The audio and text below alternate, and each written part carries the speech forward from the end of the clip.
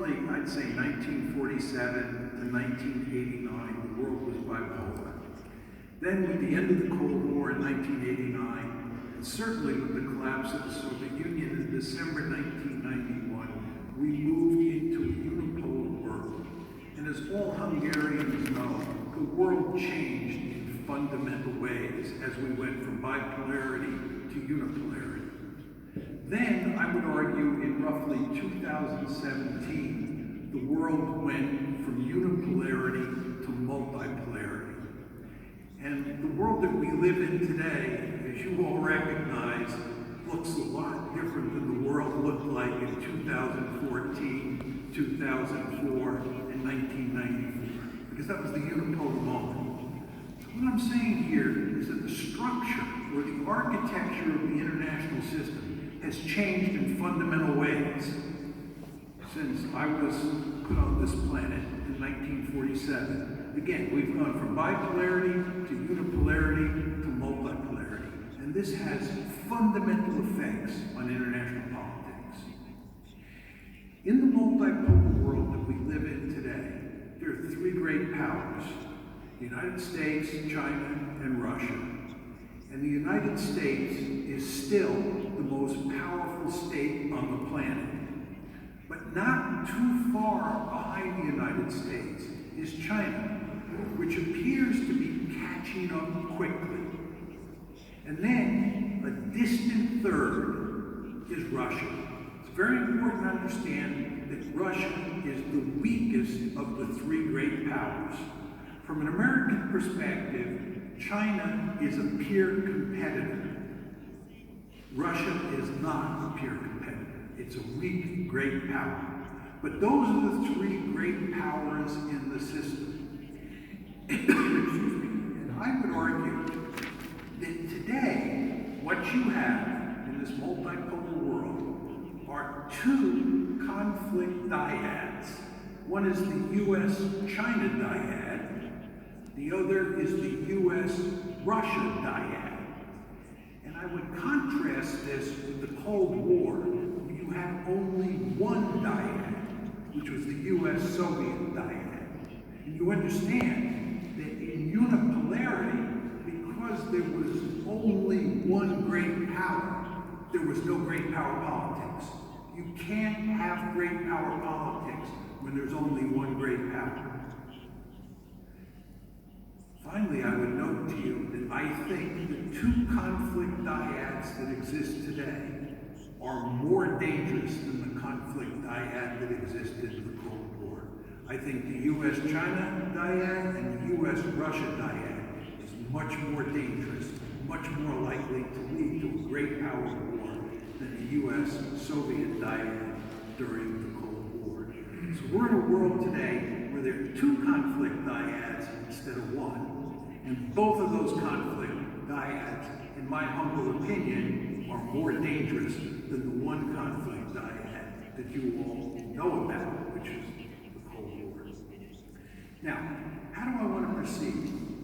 I want to proceed by talking about four different topics. First, I want to give you my theory of international politics, my theory of great power politics. I want to tell you how I think the world works at its most basic level. That's number one. Then I want to talk about the US-China competition. And I want to take my discussion of the US-China competition and link it to my theory. Then I want to shift gears, and I want to talk about the US-Russia competition. I want to compare the US-Russia competition to the US-China competition and link it back to my theory. And then finally, I want to talk about Hungary's situation in this multipolar world and what the situation looks like today and what it looks like moving forward. So again, four parts: the basic theory, US-China competition, US-Russia competition, and there we'll talk mainly about the Ukraine war, and then finally we'll talk about the implications of all of this discussion for Hungary. Okay? So let me start with my theory of international politics.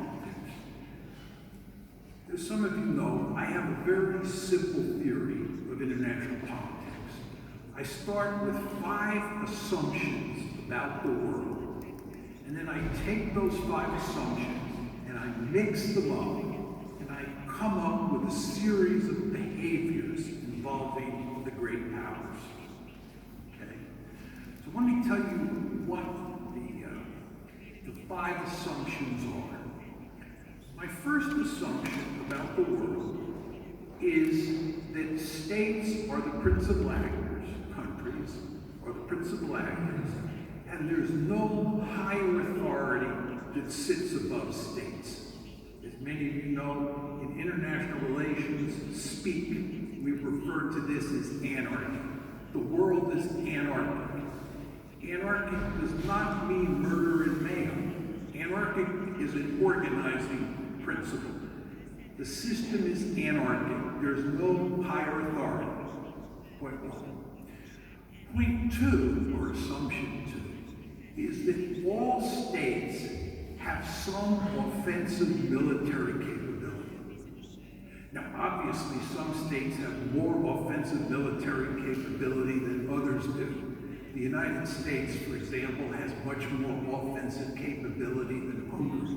But Hungary does have some offensive military capability, as does Belgium, as does Switzerland. But then there are those countries that have a lot of offensive military capability. So the second assumption has to do with capabilities. The third assumption has to do with intentions. Okay? When I was an Air Force officer, I was in technical intelligence, and when we looked at the Soviet Union or the Warsaw Pact during the Cold War, we always want to know, what are their capabilities look like? And what are their intentions? What are Soviet intentions and what are their capabilities look like? Okay? So the second assumption deals with capabilities. That's the offensive capabilities argument. The third assumption deals with intentions. And the intentions argument goes like this. No state can ever be certain as to what the intentions of other states are. You just can't know for sure what the intentions of other states are. Now, why is this the case? If you think about capabilities, offensive capabilities, you can see them and you can measure them. During the Cold War, we could count how many armored division equivalents the Warsaw Pact had. We could count how many SS-18 missiles the Soviet Union had. We could count how many submarines they had, because they were material things that you could see. Intentions are remarkably difficult to figure out, because they're in people's heads, and you can't see into people's heads. So we could never figure out exactly what Soviet intentions were. Whether Stalin was running Soviet policy, Khrushchev was running policy, or Brezhnev. It's very hard to get inside those leaders' heads and figure out what their intentions were. Now, if you think that's not true, and intentions are reasonably easy to figure out, not impossible, but reasonably easy, my counter-argument to that is you cannot know future intentions. None of you know who will be running Russia in 20 years. None of you know who will be running Germany or the United States in 20 years.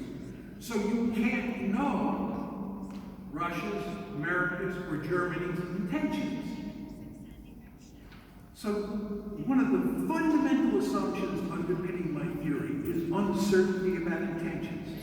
This is not to say you can be certain that another state will have bad intentions. You just can't be certain that it won't have bad intentions.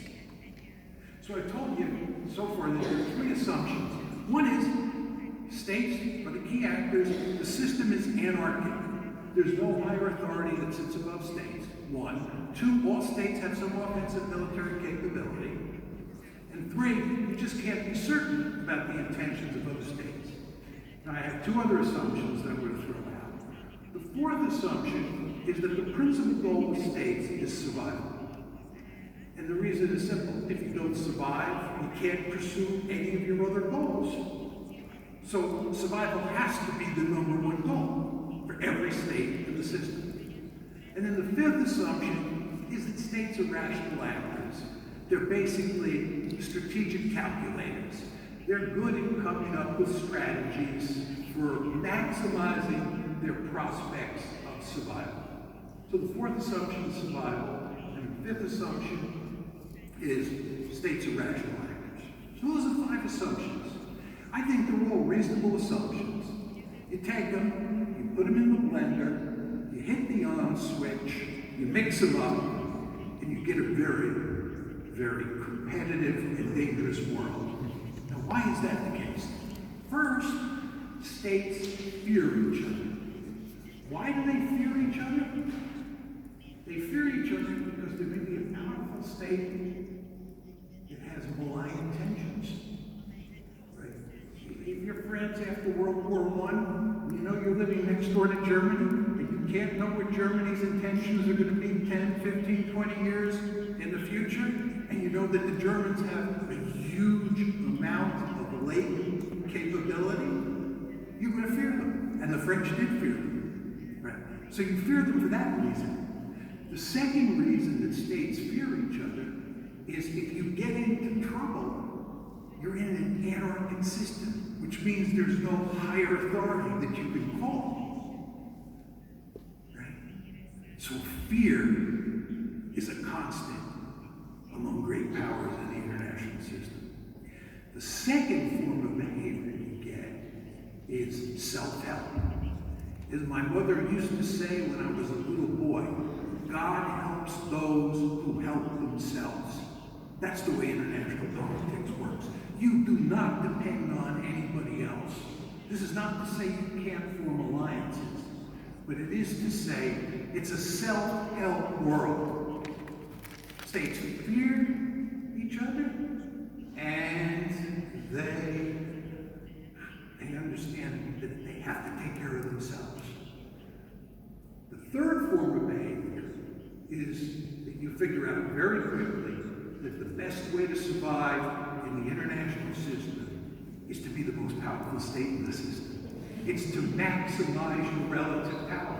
In a world, an anarchic world, where you cannot know the intentions of other states, and other states may be really powerful, the best way to survive is to be the most powerful state in the system. I often say to American audiences, how many of you go to bed at night worrying about Canada or Mexico or Guatemala attacking the United States? It's unthinkable. Why? Because we're Godzilla. Nobody's going to attack Godzilla. In an anarchic system where you cannot know the intentions of other states, you want to be Godzilla. One of the real problems that Hungary faces is it has a very small population. From Hungary's point of view, it would be much better if you had 350 million people instead of 10 million people. You want to be really powerful. Why? Because that's the best way to maximize your chances of survival in an anarchic system. Now let me just unpack this a bit more, because it's relevant for what I'm going to talk about with regard to China and Russia. When I talk about maximizing power, the ideal situation is to be a regional hegemon, to dominate your region of the world, and number 2, to make sure that no other state dominates its region of the world. Everybody follow that? So just take the United States. The United States, when it got started in 1783, was comprised of 13 colonies strung out along the Atlantic seaboard. What we did was we marched across the continent and we carved out this huge and powerful state. And then with the Monroe Doctrine, we pushed the European great powers out of the Western Hemisphere, and we told them, you are not welcome back here. This is our hemisphere, and you stay out. We went to great lengths to create regional hegemony in the Western Hemisphere. At the same time, we do not tolerate peer competitors. We played a key role in putting Imperial Germany, Imperial Japan, Nazi Germany, and the Soviet Union all on the scrap heap of history. And you can see the United States putting its crosshairs on China today. The United States does not tolerate peer competitors. We do not want any other country on the planet to ever imitate us. According to our playbook, there's only one country that's allowed to be a regional hegemon, and that's the United States of America. This is completely consistent with the theory that I laid out here. I gave you the logic that underpins it. Now, I just want to say a word or two more. I've emphasized the importance of gaining power, becoming a regional hegemon, maximizing power. It's also very important to understand that states that are facing a great power that's getting more and more powerful go to great lengths to balance against that state. So states in the international system, here we're talking mainly about great powers, balance against rising states. They try to check states that are encroaching on them. That's the balancing behavior that comes out of my story. But again, the ideal situation is to be a regional hegemon. Now, that's my theory. Let's talk about the U.S.-China competition. Let's talk about the U.S.-Russia competition, and then go to talking about Hungary. U.S.-China competition. What's going on here is very simple. As a result of America's policy of engagement with China, which started in the early 1990s, we have foolishly helped turn China into an economically powerful country. China has grown very wealthy, and as you all know, it has a huge population. Population and wealth are the two foundations of military power. Because China has so many people and it's now so wealthy, not just a peer competitor to the United States, it's also a potential regional hegemon. And you know what the Chinese are doing? The Chinese are interested in becoming a regional hegemon. They want to dominate Asia the way we dominate the Western Hemisphere. And I want to be very clear here. I do not blame the Chinese 1 second. If I was in Beijing and I was running Chinese foreign policy, my aim would be to make sure that China is by far the most powerful country in Asia, and I would go to great lengths to push the Americans out beyond the first island chain and then beyond the second island chain. I'd have my own Chinese Monroe Doctrine, and I'd want to make sure the Americans are across the Pacific Ocean, just like we want to make sure from an American point of view the Chinese are across the Pacific Ocean.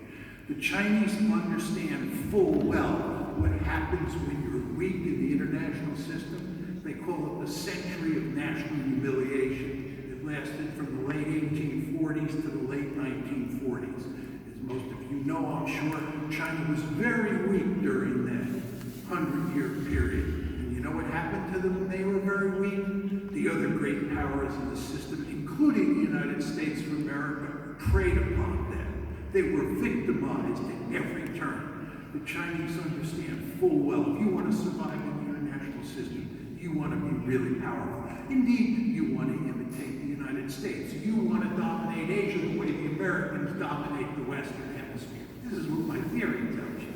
It's what the Americans did, and it's what the Chinese are doing. They want to dominate Europe. If the Chinese want to get Taiwan back, they want to control the South China Sea, they want to control the East China Sea, they want those rocks back in the East China Sea. There's one simple way to do it. Get the Americans out of East Asia and make sure they are the most powerful state in the system. So that's what they're doing. What about the Americans? I told you about the Americans before. The Americans do not tolerate peer competitors. We're not going to let China dominate Asia unless we absolutely have to. unless China just grows so powerful there's nothing we can do to stop it from dominating Asia. We've got our gun sights on the Chinese. You fully understand that, right? And you understand there's a military dimension and an economic dimension to our policy. We're putting together a balancing coalition in East Asia, mainly based around military forces to contain China. We're talking about how to defend Taiwan militarily. That's the military part of the balancing coalition, but you also want to understand, we'll talk more about this later with regard to Hungary, there's an economic dimension to our strategy. We're actually trying to roll back Chinese economic growth. We want to strangle Chinese economic growth because we understand full well that military power is largely a function of economic power. So the United States, right? The United States is not simply containing China. We're talking about a rollback strategy. The United States, as many of you know, and probably many of you don't know, is a ruthless great power. You never want to underestimate how ruthless the United States is. Despite all the liberal rhetoric that we use to cover up our ruthless behavior, we are tough customers. And the Chinese are finding that out now. In the early 1990s, when I told the Chinese, if you continue to grow economically, there's going to be a fierce security competition, and you're going to be shocked at how ruthless the United States is. They simply didn't believe me, because the United States was treating them very well at the time. I said, what you don't understand is that the structure is going to change, and when the structure changes, we go from unipolarity to multipolarity, and you're a peer competitor. We're going to think about you very differently than we think about you now, and that's exactly what's happening. So you see what's happened here is you have this intense security competition between the United States, which doesn't tolerate peer competitors, on one hand, and China on the other hand, which is interested in becoming the regional hegemon here of the United States, a full peer. Why is it so dangerous? I'm not going to go into this at any length. Taiwan is the key here. Taiwan is a very dangerous situation. The United States feels that it has to defend Taiwan for security reasons. So you see the United States moving closer and closer to Taiwan. Very important to understand that Taiwan is sacred territory for China. The Chinese are deeply committed to making sure that Taiwan does not remain independent over the long term and that it's incorporated back into the mainland. And we're basically saying, we meaning the Americans are basically saying, that's not happening, right? And we're tightening our relationship with Taiwan, which means de facto independence for the foreseeable future. And this, not surprisingly, enrages the Chinese. So, this is a very dangerous conflict dynamic. Now, the third part of my talk focus on U.S.-Russian relations, which revolve these days mainly around the Ukraine war. Now, the conventional wisdom in the West, certainly true in the United States, certainly true in places like Poland, the Baltic states, and most of Western Europe, the conventional wisdom is that the Russians are bent on establishing hegemony in Europe. The argument is that the Russians, especially Vladimir Putin, are an imperial power, and that Vladimir Putin wants to either recreate the Soviet Union, or he wants to create a greater Russia. And then, once that's done, he's going to push forward to create an empire in Eastern Europe. And the argument, as you know, is that he is determined, number one, to conquer Ukraine, number two, occupy Ukraine, and number three, make it part of a greater Russia. And then, when he's done with Ukraine, he'll march on toward other states, like Poland, the Baltic states, maybe Hungary, who knows? He's an imperialist. He's bent on regional hegemony, in effect. That's the argument. And if you believe this story, it looks looks a lot like the China story, right? China, as I told you, there's no question what China is trying to do is establish regional hegemony. The question is, do you think that's what the Russians are doing? I do not think that is true. I think it is dead wrong. First of all, it's very clear to me that there is no evidence, none, that Putin has ever said that he thought it would be a good idea to conquer Ukraine and Russia. There's no evidence that he ever said he thought it was feasible to do that. And there's no evidence that he ever said that that's what he plans to do. Nobody, and I've given this talk many times, I've corresponded with all sorts of people, I've had research assistants look into this. Nobody can show me where he said any one of those three things. Furthermore, Russia does not have the capability to conquer Ukraine, much less conquer other countries. And oh, by the way, there's no evidence he ever talked about conquering any other country.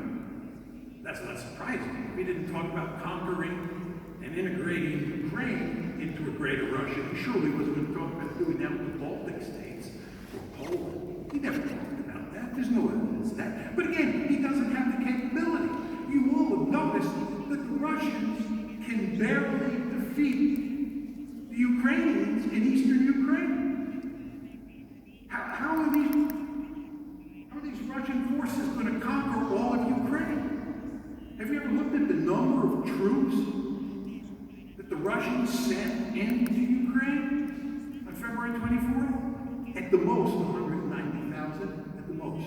You know, when the Germans went into Poland, September 1st, 1939, the Germans went in with 1.5 million troops.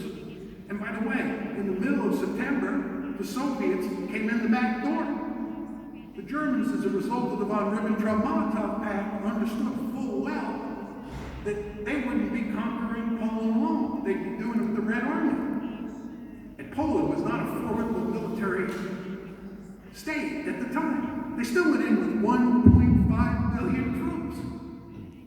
Putin went in with 190,000 troops at the most, and he didn't really have any reserves that could have been brought in afterwards. You're not going to conquer Ukraine with a force that size. Ukraine is a huge piece of territory, as you all surely understand. He wasn't interested in conquering Ukraine and incorporating it into Russia. What was he doing? Quite clear what he was doing. He was defending Russia against the West's efforts to make Ukraine a Western bulwark on the Russian border. We have policy in the West, driven mainly by the United States, that had three prongs to it. One was NATO expansion. Right? The goal was to bring Ukraine into NATO.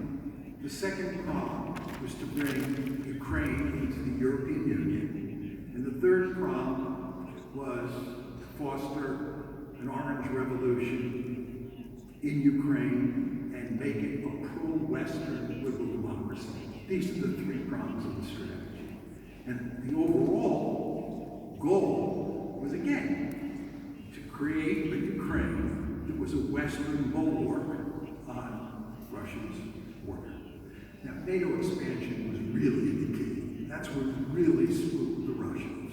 Of the three elements of the strategy, it was NATO expansion. It was, as many of you know, in April of 2008, at the Bucharest NATO summit, where NATO announced when the summit ended that Georgia and Ukraine would become part of NATO. Putin, who was actually at the summit, he was on friendly terms with the West at that point in time, went ballistic. The Russians made it unequivocally clear that Ukraine in NATO was categorically unacceptable.